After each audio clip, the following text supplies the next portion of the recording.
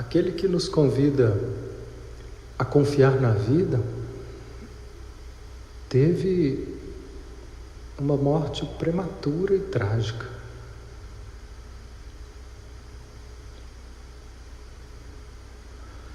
E aqui em uma dessas músicas que a gente cantou, ele diz uma frase que diz assim: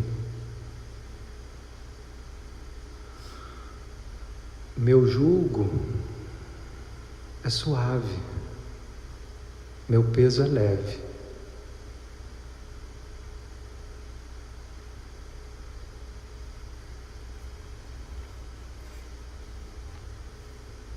Como é que pode?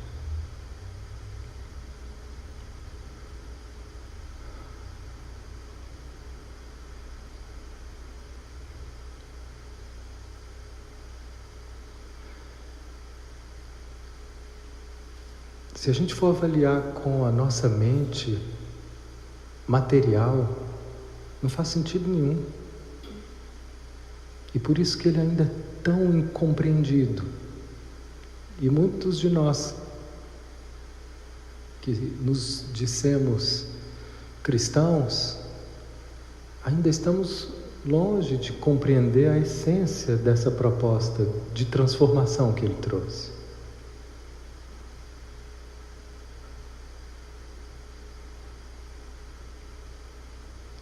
Porque a nossa mente, ela não consegue entender isso. A nossa mente, ela está programada para poder sobreviver. Então, se você falar para a sua mente, olha,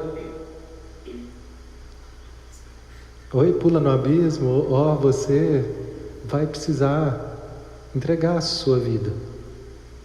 Não existe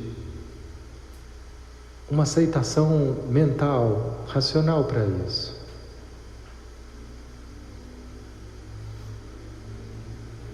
A gente não entrega os nossos bens, a gente mal entrega o nosso tempo.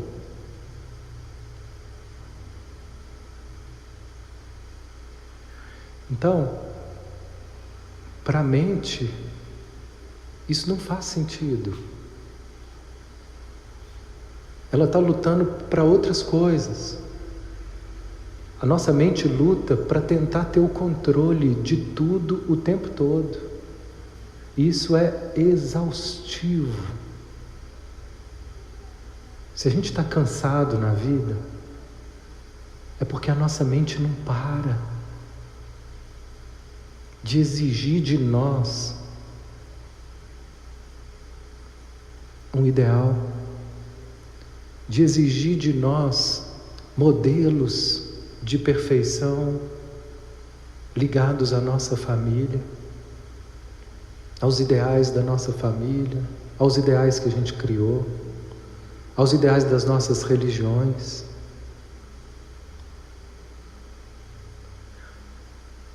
São tantas cobranças.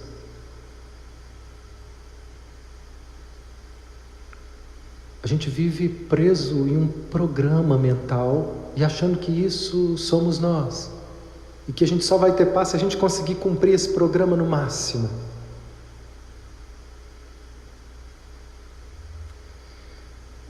Conversei com uma amiga outro dia, eu falei, olha, as coisas estão mudando para mim. Eu estou percebendo que eu posso abrir mão de algumas coisas que eu achava que não era possível. E ela fez uma reflexão comigo. Ela falou assim, mas antes, parece que você estava se cuidando, porque eu comecei desde o ano passado a me cuidar de uma maneira, levei mais a sério o autocuidado comigo.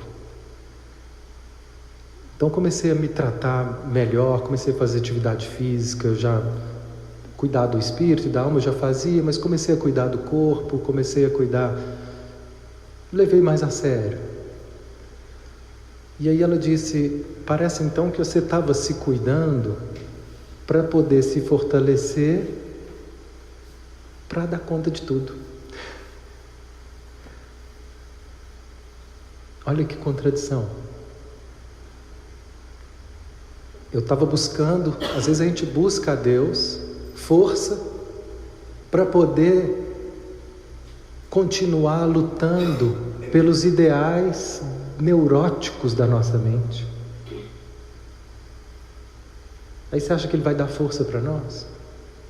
Ou ele vai tirar a força? Ou a gente vai se esgotar e ele vai deixar a gente se esgotar?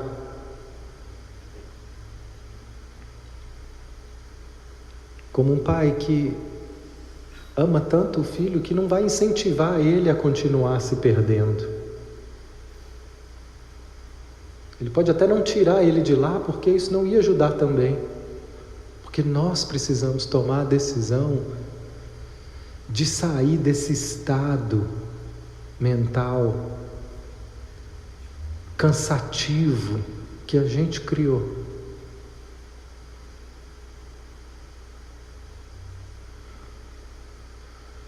O cansaço do nosso dia, ele vem de como que a gente está vivendo o nosso dia, como que a gente está vivendo as nossas atividades, a pressão que a gente exerce sobre nós para ter que dar conta de tudo perfeito.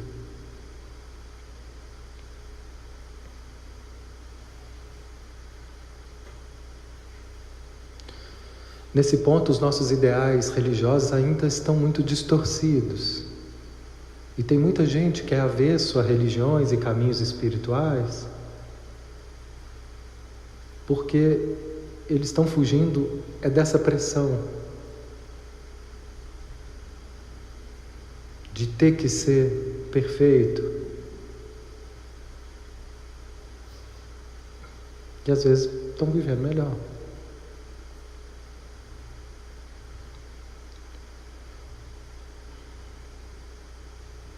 Então, se a gente começar a questionar o que é ser cristão, o que de fato dá sentido para a nossa busca espiritual?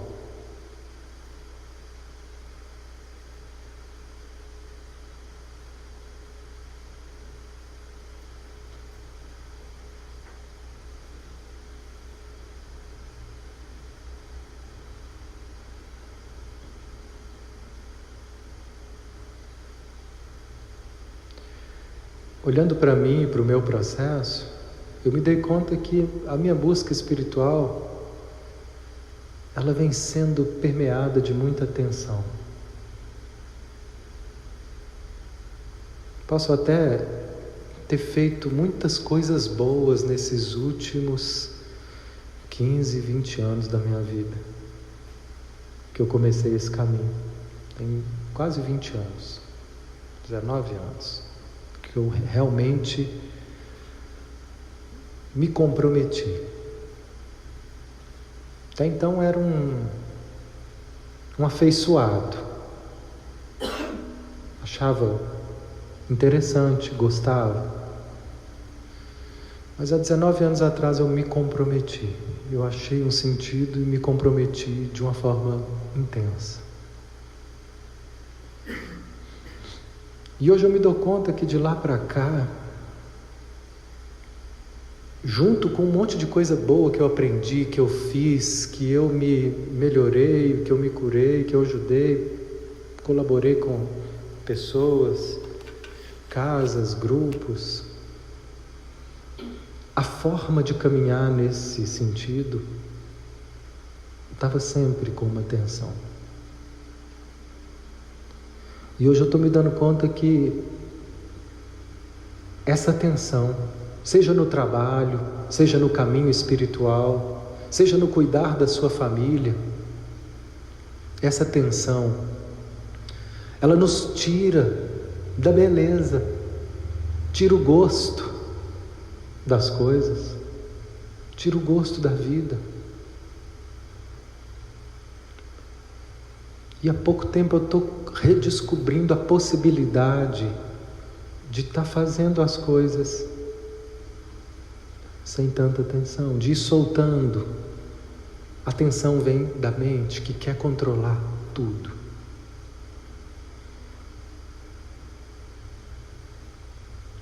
Estou falando de mim, viu, gente? Espero que isso não aconteça com vocês. Porque é ruim. É um ter que danado. E hoje eu conversava uma pessoa ontem, e não foi hoje. E aí a gente estava falando onde é que eu comprei uma granola, eu comprei a granola, onde é que foi? Lá na floresta, que tem a loja, acho que é Rua Coveiro, Rua Pouso Alegre. Aí a gente ficou discutindo onde que era. Na hora que eu já estava discutindo onde que era a loja, ele falou Coveiro, não, é Pouso Alegre. Minha mente foi para lá. E eu me lembrei de que há 20 anos atrás eu trabalhei lá. E eu ia muito nesse restaurante, eu andava muito por ali. E pela primeira vez eu disse, nossa, que saudade desse trabalho. E eu parei e falei, estranho eu falar isso, porque eu nunca tive saudade desse trabalho. Eu saí sem olhar para trás. Aí eu parei e me perguntei, de que eu estou com saudade quando eu falo que eu estou com saudade do meu trabalho? E aí me veio a sensação nítida que era da leveza que eu vivia quando eu trabalhava lá. Eu não tinha família, não tinha filho para criar, né? Eu não tinha uma oficina da alma para gestar, não tinha grupos, não dava aula. Era uma vida sem tantas responsabilidades. Eu trabalhava, acabava ali, atendia, comecei a atender no consultório. Em casa, meu dinheiro era para comprar minhas coisas, meus livros. Morava ainda com papá, mamã. Era mais leve. E era disso que eu estava sentindo saudade.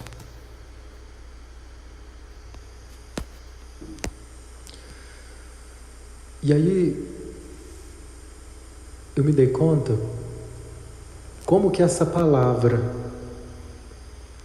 ela pode ser distorcida em peso, responsabilidade. A partir do momento que eu fui me vendo mais responsável, foi ficando mais pesado. Mas será que a nossa responsabilidade tem que ser sempre um peso? Ou eu posso ser responsável de forma leve?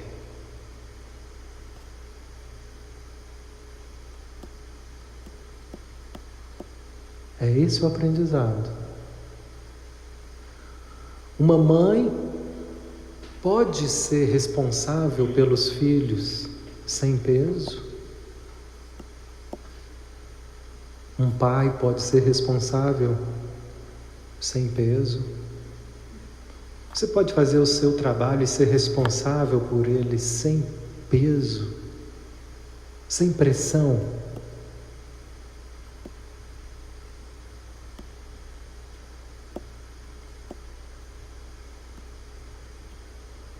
De onde que vem tanta pressão?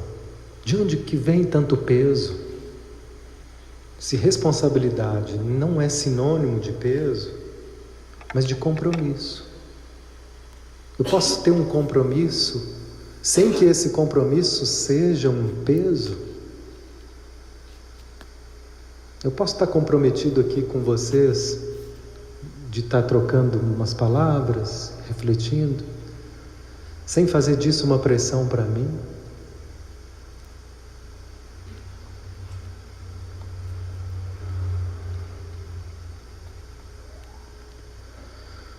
Então eu me dei conta, conversando com uma outra pessoa, e ela está num tipo de depressão, sem vontade, sem vida, aqueles olhinhos assim apagados, sabe?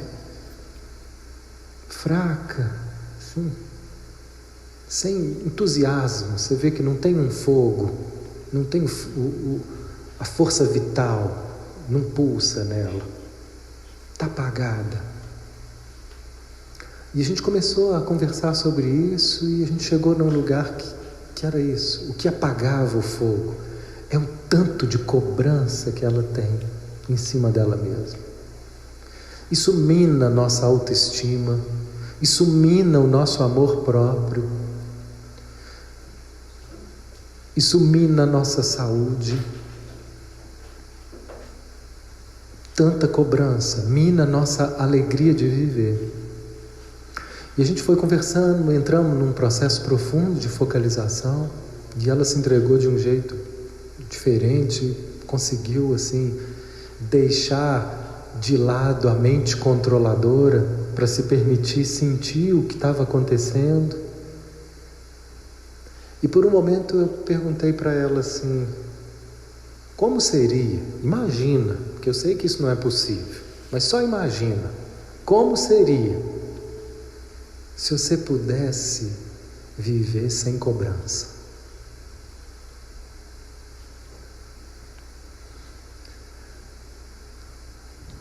Como seria para vocês?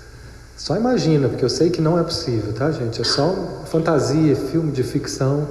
A gente pode ver um filme de ficção, não pode? Como seria assistir um filme de ficção onde você é o personagem e vive, faz as mesmas coisas que você faz sem cobrança?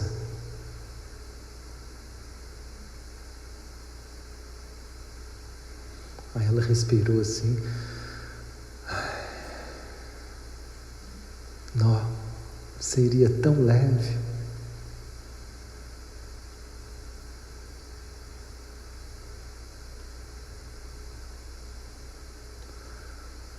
Só que quando ela respira e sente, esse sentir é real. Se algum de vocês sentiram agora uma leveza e um pequeno alívio de imaginar viver sem cobrança, isso começou a acontecer realmente agora.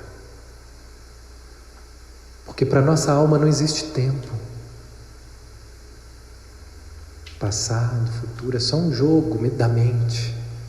Se vocês conseguiram imaginar, é porque vocês aceitaram a possibilidade. E quando eu aceito a possibilidade,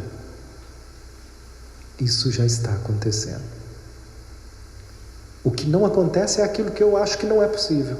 Isso nunca vai acontecer.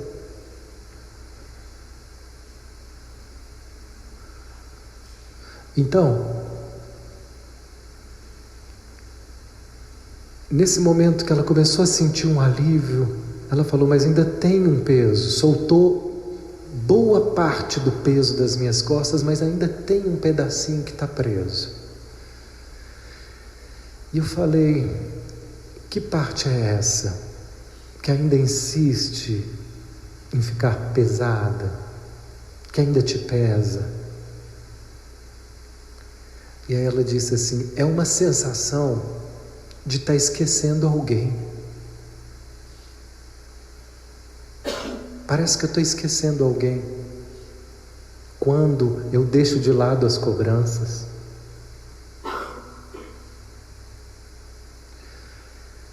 E aí eu trouxe para ela algo, falei: veja se faz sentido. Se você sente o medo de estar esquecendo o seu compromisso com a vida.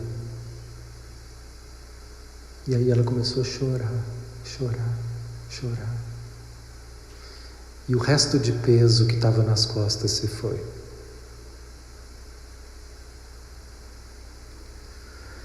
E ficou muito claro que ela tinha medo de parar de se cobrar e se descomprometer com a vida. Como se a cobrança em nós servisse para nos lembrar que eu tenho que ser responsável. Você tem que, seu dinheiro para a família. Tem que estudar para dar uma boa aula. Tem que isso, tem que aquilo.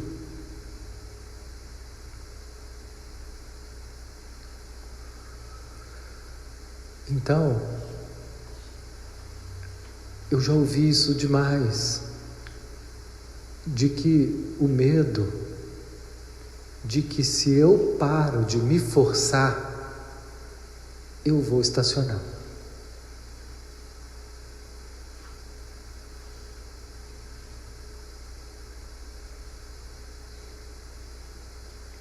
Estou vendo minha amiga ali que é atleta. Será que eu posso treinar sem tanto esforço? Né? Imagina um atleta que ele pode fazer o treino dele, mas ele pode colocar uma pressão nesse treino e as lesões têm um risco maior de acontecer. As nossas lesões vêm de tudo aquilo que a gente força e a gente se lesa corporalmente, emocionalmente, quando a gente se coloca na vida movido por cobranças e não por compromisso. O Cristo tinha um compromisso com a humanidade. Jesus tinha um compromisso com Deus. O compromisso com Deus era tão forte que ele falava: Pai, qualquer coisa eu faço, porque eu estou comprometido com a tua vontade. Isso não tinha pressão, tinha um compromisso. Vocês conseguem imaginar Jesus, um cara tenso, forçando as pessoas a alguma coisa, se forçando a algo? Era tão natural. Tão natural.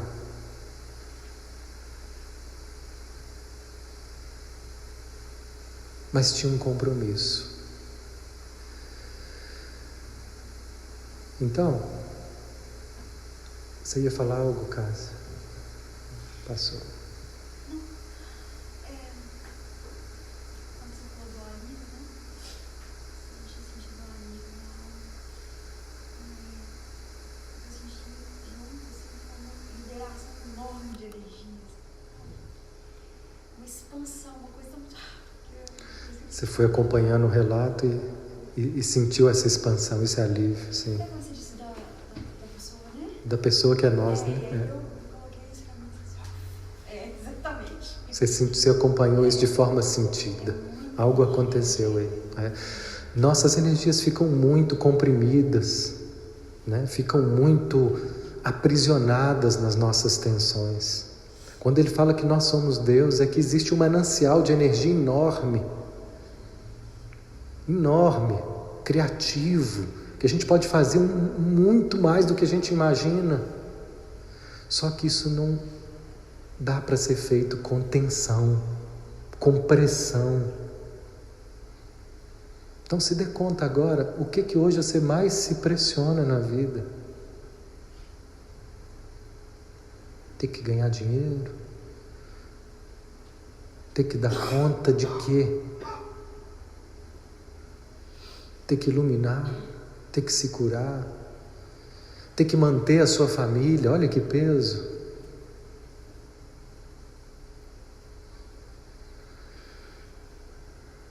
Você achar que tem que manter tudo, carregar tudo nas costas sozinho?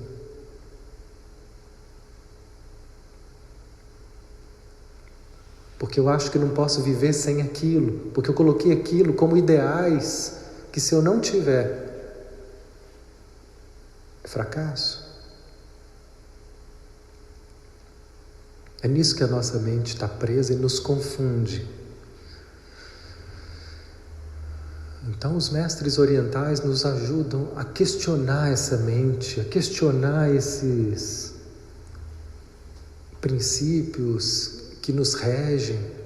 Será que eu preciso mesmo disso? Será que isso é tão importante assim? Que eu não possa ficar bem sem isso? Meu corpo, uma pessoa, que eu tenho que ter uma pessoa, eu tenho que ter agora. É diferente quando eu me abro para possibilidades.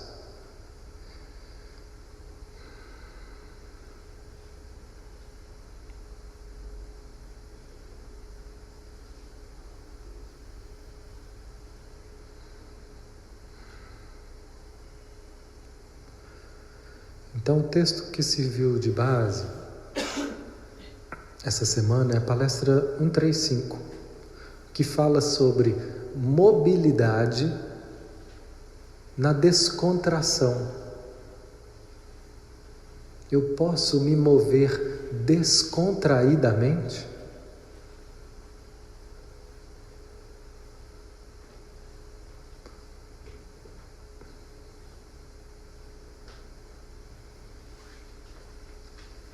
Só se eu abrir mão do controle.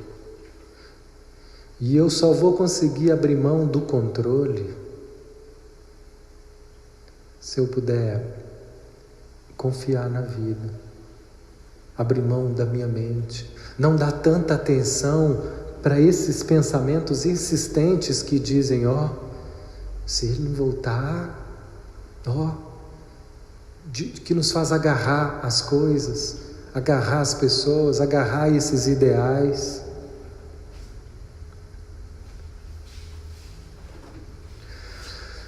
E o que aconteceu conosco é que tudo que a gente vive hoje na vida... Tá calor aí? É só você que está sentindo ou é todo mundo? Que essas reflexões vão esquentando a gente, viu, Gil? Os controladores vão ficando sem saída, assim, Para onde que eu vou agora se eu não puder controlar, meu Deus do céu? Que saída que tem para mim se eu não puder controlar? Se eu não puder forçar as coisas? O que me resta? Isso vai esquentando, esquentando, esquentando, até uma hora que a nossa mente é crucificada. Essa é a morte do nosso ego. Outra contradição dos textos e das palavras evangélicas. É morrendo que se vive para a vida eterna. É essa morte do controle. É essa morte da mente controladora. Quando isso morre, aí o alívio é a vida eterna, né? Eu trouxe um texto, foi aqui do guia mesmo, ele fala assim no finalzinho da palestra: quando eu abro mão desse esforço, dessa fadiga, dessa luta,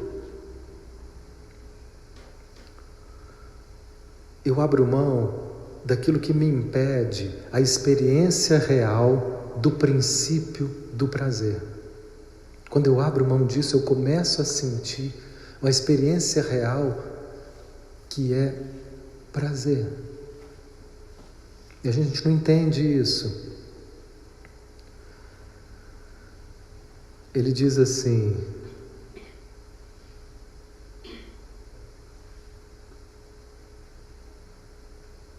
aqui. Quando você perceber isso, verá como será útil. Beleza, paz, a vida dinâmica e segurança interna. Assim, vocês experimentam momentos de vida no eterno agora de vocês mesmos. Momentos de vida no eterno agora. Olha isso. A vida eterna é estar presente no agora o tempo todo. São isso que os mestres do Oriente conseguem fazer. Se eu estiver presente no agora, não há preocupação. Eu posso ter compromisso com aquilo que eu estou fazendo, mas se eu estiver fazendo aquilo que eu estou fazendo, não há preocupação. Concorda? Estou presente.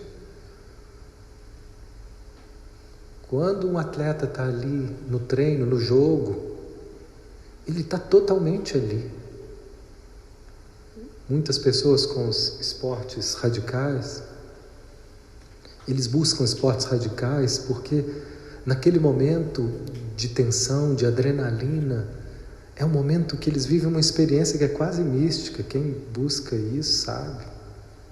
Porque é uma experiência de estar com um nível de presença absurdo. Porque muitas vezes sua vida pode estar correndo risco, ou tem algo ali que precisa, né? Eu jogava basquete. Se eu não estivesse atento ali o tempo todo, a bola é rápida. É um jogo dinâmico, você tem que estar ali se posicionando, recebendo o tempo todo. Enquanto você está jogando, você está presente. E no jogo da vida, nós estamos presentes?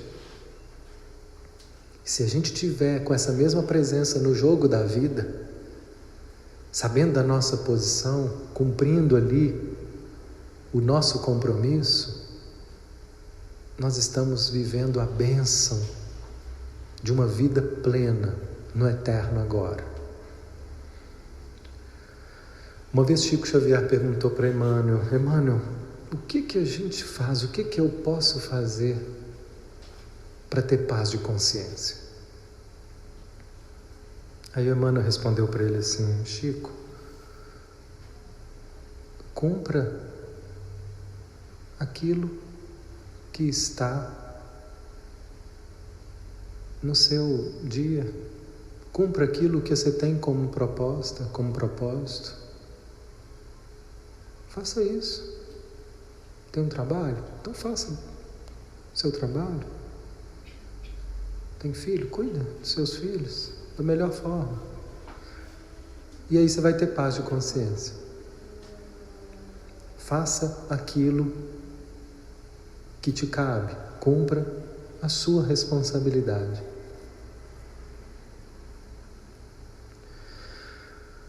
Então a gente começa a ver como que é relativa essa ideia de felicidade. Se a gente tomar isso aqui como princípio, nós não precisamos de nada externo. O que nós precisamos é nos desvencilhar dessa pressão que nós criamos, de ter que ser algo que eu não sou, de dar conta de cumprir coisas que estão além de mim. Hoje uma pessoa me contou, eu conversava com ele, é um médico que atende naquele programa de PSF de famílias, né? E que vai visitar as pessoas nas casas. E ele chegou assim, chocado, me contando assim ele falou: eu ainda estou impactado com o que eu vi. Eu fiz 2 atendimentos essa semana, mas eu fui num lugar, mas era uma periferia, era um morro, mas um morro. Quando eu cheguei lá, tinha uma senhora, ela vivia num quarto, todo mofado, e ela tinha uma incapacidade de se mover. Ela não chegava a ser paralítica, mas ela não tinha mobilidade, ela tinha muita dificuldade de andar. E ficava ali naquele quarto, mofado, tossindo. Falava: não adianta dar remédio para a senhora, porque esse quarto seu tem que pintar, mas não fazia. E ele falava, e ela não reclamava. O chão da casa tinha umas partes que tinham cimento. O quarto não tinha ventilação, não tinha janela. As outras partes eram terra batida. Aí ele saiu, foi para uma outra casa, era uma mulher que tinha uma perna amputada. Só ria.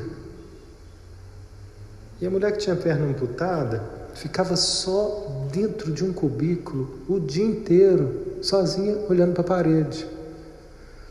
Porque a filha era de uma religião que não pode ter televisão em casa. E aí não podia televisão. Então, era o dia inteiro num quarto, olhando para a parede. Todo dia. E ela rindo. Falava: meu filho, você sabe de que eu sinto falta nessa vida? 90 anos. E ele ficou impressionado. 90 anos, ela não tinha um problema sério de saúde. E ela estava ali num estado de humor, de saúde, raro de se ver com pessoas com 90 anos. E ela falava, com a perna amputada, sabe o que eu sinto falta na vida? É de trabalhar. Eu trabalhava, mas agora eu não posso trabalhar mais. E são reflexões que ele veio trazendo, né, que embasam isso que a gente está... Olha, por tanta escassez, eu falei com ele, essas pessoas elas estão... É uma prisão domiciliar. Né? É uma prisão domiciliar. Prisão no corpo, prisão naquele quartinho. Mas isso não significa para elas desespero. Porque elas desenvolveram algo dentro delas capaz de lidar com aquilo.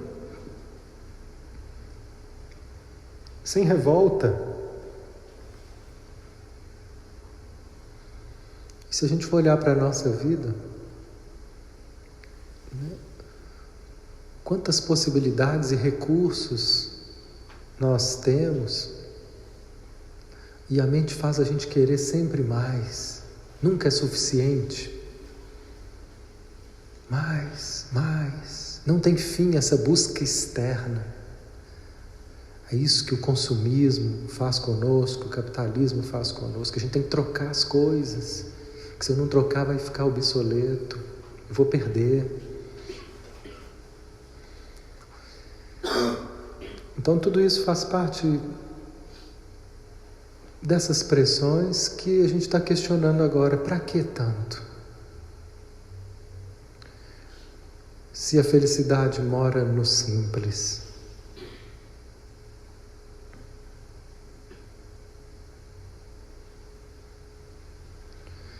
Então esse texto, ele vai estar refletindo conosco sobre esses dois princípios.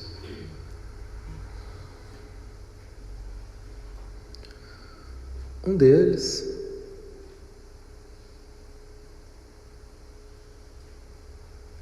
é o de se pressionar demais. E o outro, o que acontece conosco, se a gente parar para pensar na nossa forma de viver, o que acontece quando a gente se pressiona muito é que vai existir em nós uma vontade de parar,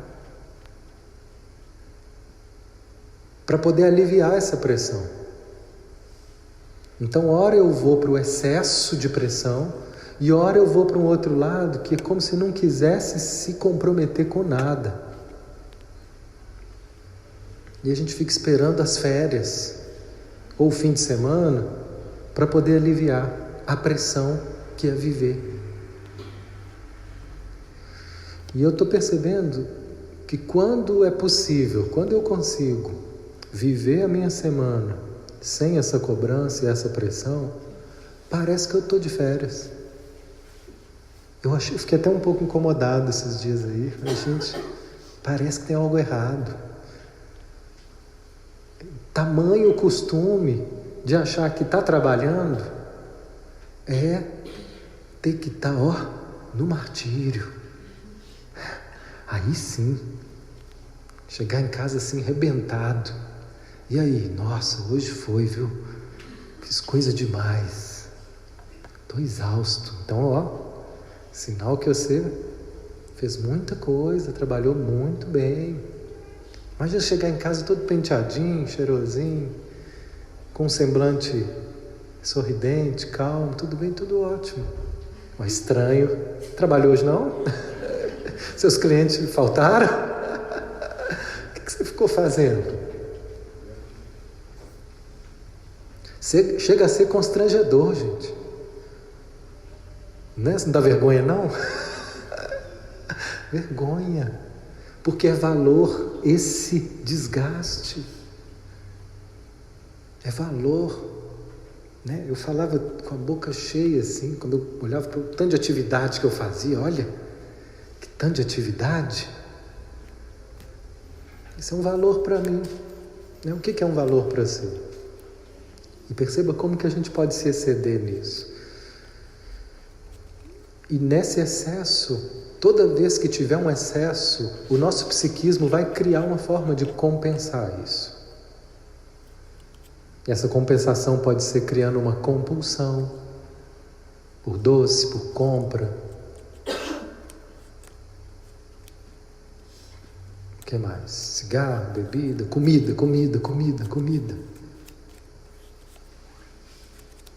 Para poder aliviar a pressão. Porque lá no fundo, o que essa palestra nos lembra é que existe dentro de nós, Freud trouxe essa palavra, ele está retomando esse conceito de outra forma, o que ele chama de princípio de prazer. E que o princípio de prazer é algo da nossa alma, que ele é natural. Mas ele pode ficar preso na imaturidade. E quando esse princípio de prazer, ele é imaturo, nós queremos um prazer egoísta e que seja bom só para nós o tempo todo.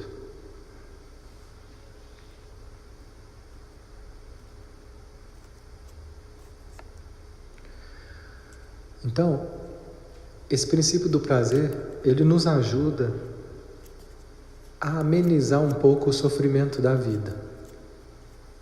E aí ele traz uma reflexão nesse texto que eu achei muito curiosa, de que em alguns momentos na nossa infância nós vivemos situações de dificuldade com os nossos pais.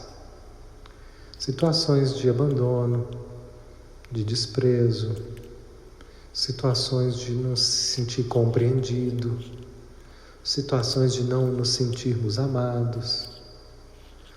Porque os nossos pais, eles também não eram perfeitos, também estavam de alguma forma presos a essa mente de pressão, e nem sempre foi possível nos oferecer,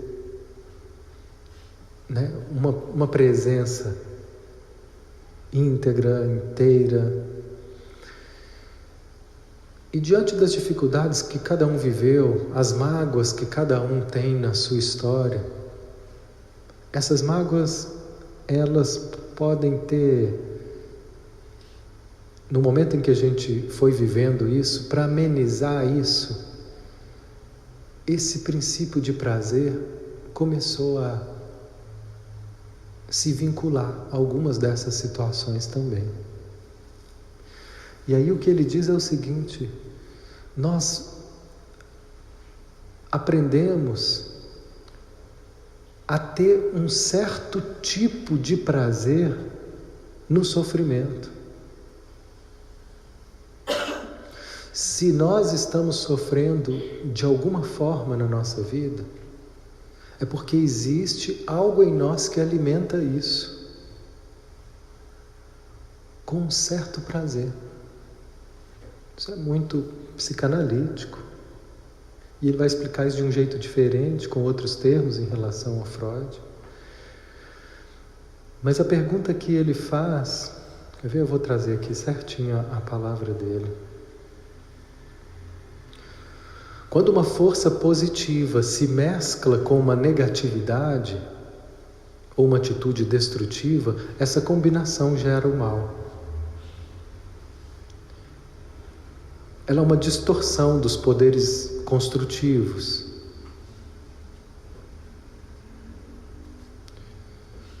Se o princípio vital, se essa força vital nossa não tivesse envolvida, o mal ou a destrutividade teria uma vida curta. Isso a gente pode pensar em nós e no coletivo. Eu vi uma frase dele uma vez que me chamou muita atenção, que diz assim: nós só vamos conseguir compreender a crueldade no mundo quando a gente puder aceitar o prazer que existe no meio disso. O prazer em nós que alimentamos isso. Seja essa crueldade com o outro, ou a crueldade que a gente faz conosco. Estou lembrando, por exemplo, de uma pessoa que me contava que ela trabalhava com essa pressão mental o dia inteiro e chegava em casa desse jeitinho assim, estrupiada, destruída, e ainda chegava em casa, olhava para casa e ia faxinar a casa, porque não estava bom só o tanto de trabalho, tinha mais, porque a casa tinha que sempre que dormir limpa. E quando acabava então, lá por volta de 11, 11h30 da noite, aquela... acabei, agora eu posso tomar um banho, comer alguma coisa. E quando ela então acabava, parecia, ela estava destruída, mas lá no fundo existia um prazer enorme. Que ela tinha um prazer de ter conseguido, um prazer de ter dado conta, um prazer de estar sendo ali um exemplo para a mãe dela. Essa era a exigência da mãe. Nossos pais fizeram exigências para nós. Exigências, às vezes, que se a gente for pensar bem, elas não nos fizeram, não são boas para nós. São exigências que eles também tinham com eles, cobranças internas, e que a gente traz para a nossa vida essas exigências com um certo prazer em cumpri-las, para poder então sentir que eu sou a boa menina da mamãe, a boa menina do papai, o bom filho de Deus, a boa filha de Deus, o bom filho.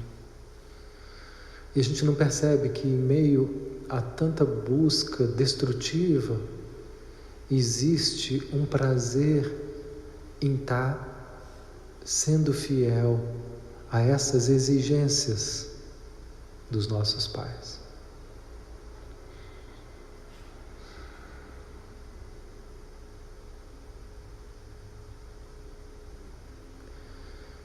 Então eu tinha Pode falar. Raquel. Eu cresci dessa forma. Sim. E até hoje eu estou me sentindo cansada hoje. Sim. Eu tenho que mudar. Sim, você está se identificando, né? Ela está dizendo que cresceu com isso e se vê presa nisso hoje. Aquele negócio eu não consigo. Não é que eu não consigo. Eu tenho que tentar.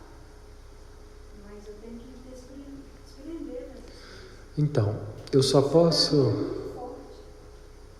Sim, muito forte, né? E é tão forte que talvez você não tinha parado para questionar isso ainda. Mas isso está acontecendo agora. E esse é o princípio da sua liberdade. Parece que o peso é tão... Parece que eu estou desabando. Parece que eu estou desabando. Sim. Não sei se é essa palavra. Mas é essa sensação que você está tendo, de estar tudo desabando aí agora. Tamanho peso que eu carrego. Tipo, eu estou perdendo, não sei o quê. Eu estou perdendo alguma coisa. Se eu não carregar esse peso, eu estou perdendo não sei o quê, mas parece que eu estou perdendo, está tudo desabando. O que sobra de você sem esse peso?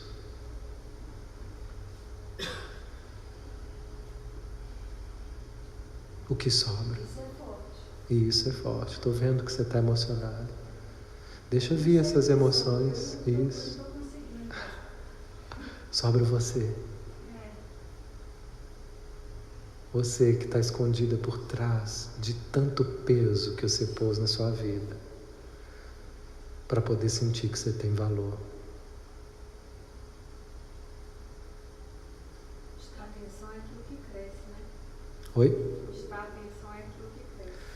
Sim, onde está a atenção vai crescendo, e quanto mais pressão eu coloco, mais aquilo cresce, até uma hora que eu não aguento mais. E aí muitas pessoas adoecem, outras têm crise, aí alguém fala, eu preciso buscar alguma coisa. Acho que eu vou lá na oficina da alma. Vou procurar alguém, algum lugar, terapeuta, um médico. Então a gente cresce quando essa crise chega. Porque ela diz, essa forma de viver está falida. Essa forma de viver não vai te fazer feliz. Essa forma de viver fracassou. Ela precisa morrer. E deixar isso morrer parece isso que você está nos contando. Parece terrível, parece um desabar. Minha família fala que eu sou doente. Eu não sei sair de casa sem arrumar a casa. Eu não sei deitar na cama que eu não sacudi. Sim. Você percebe que tem um exagero? Hoje sim. Hoje eu estou percebendo. Mas eu sempre vivi como se isso fosse o normal, né? Então a gente começa a perceber e começa a questionar. Então nós vamos começando a questionar esses quartinhos que a gente se trancou e chama de vida. Esse lugar limitado, sem ar, que a gente se trancou dentro de nós. Porque eu posso estar num quartinho sem ar, mas aqui dentro de mim está cheio de vida. Ou eu posso estar com pleno movimento, um monte de coisa acontecendo, mas aqui dentro de mim eu vivo num processo tão pequeno, tão automático. Dentro de uma ditadura de tem que dar conta de tanta coisa, que não há prazer, não há espaço para o prazer, porque existe um prazer no negativo. E é isso que a gente vai começar a entender, né? A partir de agora, nós vamos começar a perceber, os textos acontecem assim, e a gente lê, ou vocês ouvem isso aqui, se vocês quiserem ler na íntegra, tem lá no site. Depois que a gente lê, a nossa mente abre para perceber essa possibilidade. Eu estou me abrindo para perceber a possibilidade de viver sem pressão. Nunca imaginei que isso fosse possível. Mas estou me abrindo. Estou me abrindo para a possibilidade de perceber que existe um prazer meu naquilo que mais me faz sofrer hoje.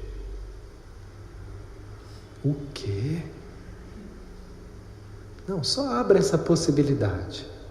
E talvez durante a semana, ou agora mesmo, começa a vir uma imagem. Daqui a pouco, quando vocês estiverem indo para casa, no banho, pode vir. Mais imagens, mais sensações do prazer que eu sinto em estar criando uma forma tensa e sofrida de viver. O prazer dessa moça era cumprir com tudo. Olha como eu cumpro com tudo. Essas outras pessoas são fracas, molengas. Eu sou forte. Eu dou conta.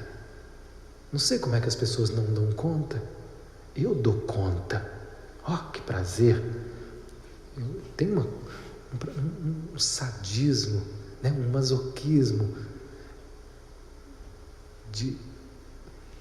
É um prazer de se ver melhor do que os outros fazendo aquilo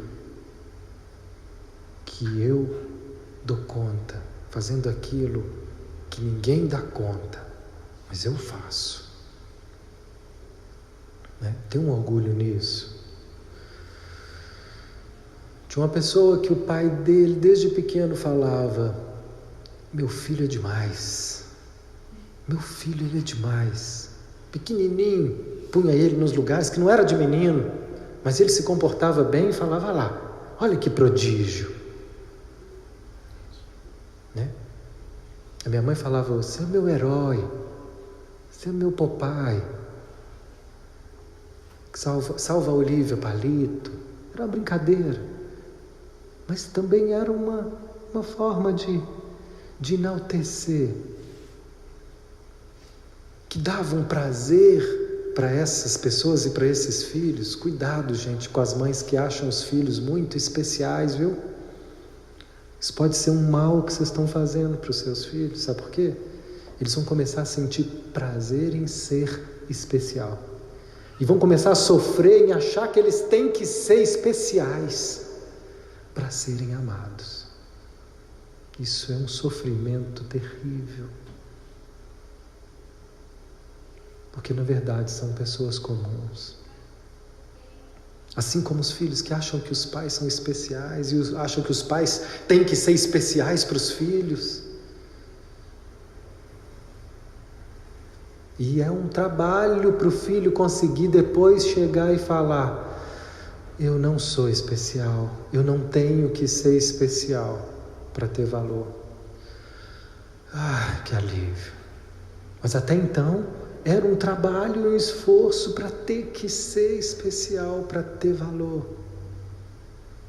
Olha como isso é pesado. Deixa isso passar por você, solta. Eu não tenho que ser especial. Eu posso ser muito mais feliz se eu for uma pessoa comum. Não tenho que ser. E o especial para um pai é diferente do que é especial para um outro pai.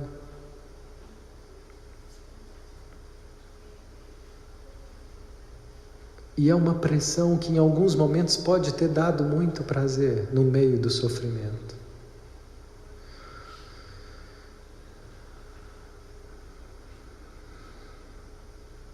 O que era ser especial para os seus pais?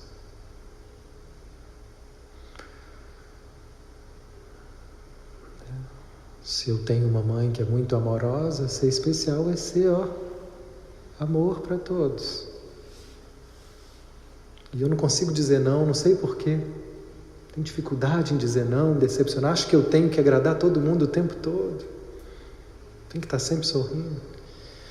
Especial para o seu pai era o quê? Meu pai era intelectual. Ser especial para o meu pai tem que ser o quê? Muito inteligente. Haja livro, pilhas e pilhas de livros. E o esforço, e o prazer de sentir mais inteligente que os outros. E o esforço de ter que ler, de ter que saber, para poder ser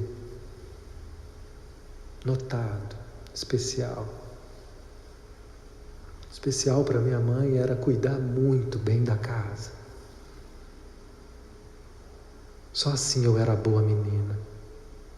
Só assim eu sou uma boa dona de casa. Só assim eu tenho valor.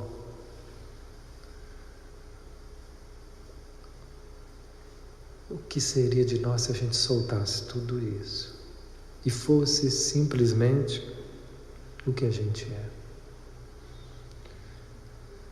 Simples, pessoas comuns, imperfeitas.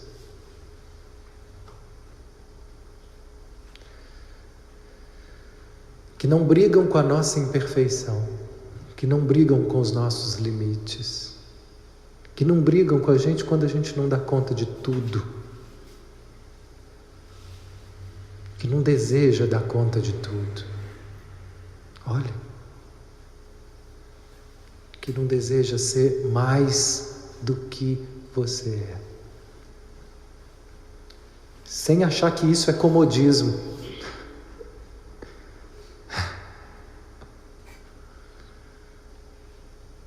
Se eu parar de desejar ser melhor, será que eu vou me acomodar? É esse o medo. Não. Está vivo, está em movimento. E nós estamos sempre crescendo. Esse nosso crescimento espiritual, emocional, físico é orgânico. É orgânico. Seu crescimento não precisa da sua pressão. Pelo contrário. Quando eu tiro a pressão, a gente flui com leveza para a vida e para o nosso desenvolvimento. Isso é fé, né, em outras palavras? Isso é fé. Mas é uma fé que a gente vai experimentando. Ela não é uma fé teórica e distante em alguma coisa fora de nós. Não é uma crença, né? Então é isso. Peço a vocês 1 minuto que a gente feche os olhos e respira. Imaginando mais uma vez. Só imaginando, gente. Um filme de ficção. Onde eu sou eu, sem ter que dar conta de tudo, sem ter que ser demais, sem ter que ser especial, sem ter que ser perfeito, e ainda assim oferecer o meu melhor para a vida.